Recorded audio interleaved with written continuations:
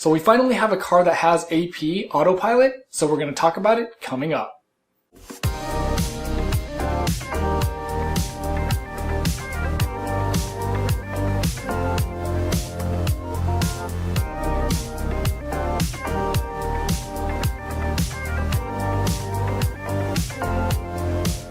So as you may or may not know, I've been in the Tesla community since 2018. We picked up a Model 3 back then, and back then, basic autopilot was not standard on the cars. That was not introduced as a standard feature until April of 2019. So until May of this year, when we picked up our Performance Model Y, I was AP-less. So I finally had an opportunity to actually try AP on the freeway for a long period of time.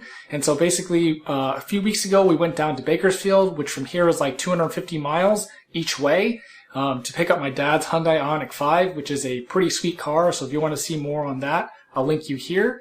And so, 500 miles is basically a good test range to test out AP and see how well it works. Having both TAC, which is traffic aware cruise control, and auto steer were both very helpful. TAC, or Traffic Aware Cruise Control, basically is exactly what it sounds like. So it's regular cruise control at whatever speed you want, up to a certain limit, which I don't know what it is offhand.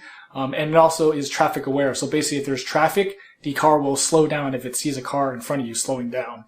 And so basically back in the day, you actually used to be able to set how far you wanted. So 1 car length, 2, 3. But in some software update, I don't know when, they changed that. So it just kind of does it on its own. So I'm going to assume that it probably just is like 3 car lengths, or just the car decides based on the software how far to stay away from the car in front of you.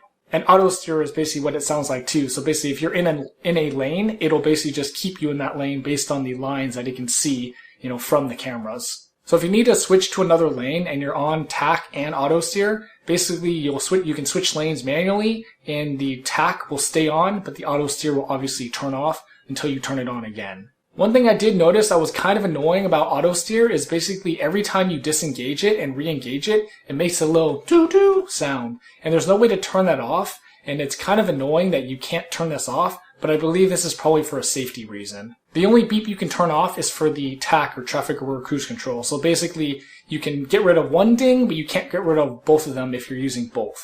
The experience for me was pretty good. I only had one phantom braking incident, and there was nobody around, so it wasn't like it was super dangerous, but just randomly did that for some reason. But besides that, it did exactly what I asked it to do for the many, many miles that we traveled on this trip. And from what I've been reading too, AP is actually kind of old because all the Tesla teams right now are really focused on FSD, full self-driving, and so AP on the cars is actually kind of old compared to some of the other competitors. But it worked as advertised, and it was pretty helpful, and even though it's kind of old, it's actually still a lot better than a lot of the competitors, systems that they have that are comparable. And so you can read that on the forums that a lot of people still think even old AP is a lot better. There are a lot of people online that swear by AP, saying that, oh, it's such a great help, and I arrived at my destination, I was a lot less tired.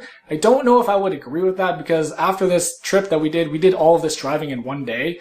I was still pretty tired, so I don't know if I would agree with that, but I will agree that it is a very helpful tool to use in your car. So like everybody else says, it is autopilot, it's not full self-driving, so you still need to pay attention and be aware of your surroundings. So I, use autopilot, I think of it as like another set of eyes, to help me out. And then because there's so many sensors and things, a lot of times it can see stuff before you can see it, which is very helpful as well.